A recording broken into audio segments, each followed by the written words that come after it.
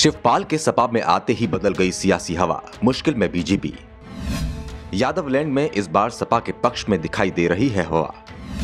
BJP के लिए इस बार टारगेट के पास भी पहुंचना होगा मुश्किल। अखिलेश ने शिवपाल को सौंपी है बड़ी जिम्मेदारी। शिवपाल यादव जब तक सपा से दूर थे, अखिलेश यादव चुनाव दर चुनाव हार रहे थे और जैसे ही अखिलेश ने शिवपाल को जिम्मेदारी सौंपी, सपा की किस्मत बदल गई।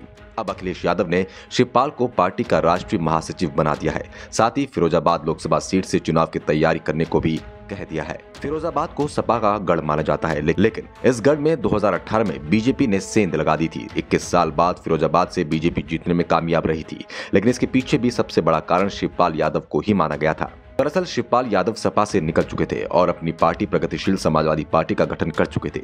सपा छोड़ने के पीछे शिवपाल अपने ही चचेरे भाई रामगोपाल को दोषी मानते थे और जब अखिलेश यादव ने फिरोजाबाद से रामगोपाल के बेटे अक्षय यादव को उम्मीदवार बनाया तो शिवपाल भी सपा की टिकट पर फिरोजाबाद से मैदान में उतर गए। 2018 के चुनाव के समय रामगोपाल से जब शिवपाल को लेकर सवाल किया गया था तो उन्होंने शिवपाल को बहुत हल्के में लिया था। कहा था 500 वोट भी ले आए तो उनकी इज्जत रह जाएगी। अक्षय यादव भले ही सपा की टिकट पर चुनाव लड़ रहे थे, लेकिन प्रतिष्ठा रामगोपाल की दांव पर लगी हुई थी और शिवपाल चुनाव में 1.25 लाख से ज्यादा वोट ले गए थे, जिससे अक्षय यादव करीबी मुकाबले में बीजेपी के हाथों हार गए। बाद में रामगोपाल ने भी अक्षय की हार के पीछे शिवपाल को ही सबसे बड़ा कारण माना था, लेकिन इस बार शिवपाल यादव सपा के टिकट पर चुनाव लड़ने की तैयारी कर रहे हैं। शिवपाल के फिरोजाबाद से चुनाव लड़ने के संकेत से ही यहाँ की चुनावी हवा बदली दिखाई देने लगी है। फिरोजाबाद के स्थानीय लोग भी दावा कर रहे हैं कि शिवपाल यादव के सामने अगर बीजेपी ने फिर से सांसद डॉक्टर चंद्रसेन जादौन को मैदान में उतारा तो उनकी हार निश्चित है। बीजेपी अगर उम्मीदवार बदलती है तो उसकी थोड़ी सी उम्मीद बन सकती है, क्योंकि इस बार मुलायम के परिवार में सिर्फ एक ही उम्मीदवार आएगा और वो शिवपाल यादव होंगे, जिनका अपना प्रभाव है।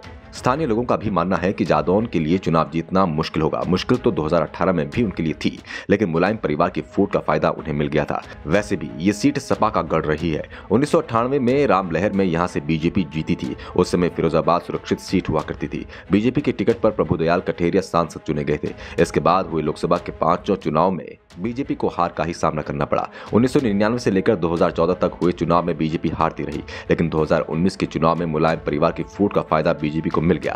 लेकिन इस बार परिवार एक है और मैदान में भी शिवपाल यादव उतरने को तैयार दिख रहे हैं। शिवपाल के सपा में आने का असर सिर्फ फिरोजाबाद में ही नहीं दिख रहा है, बल्कि कन्नौज, इटावा और बदायूं में भी शिवपाल का असर दिखाई दे रहा है। ये सभी सीटें सपा लगातार जीतती आ रही है। फिरोजाबाद की तरह कन्नौज और बदायूं की सीट सपा के हाथ से 2018 में निकल गई थी और इसके पीछे भी शिवपाल की बगावत को बड़ी वजह माना गया था।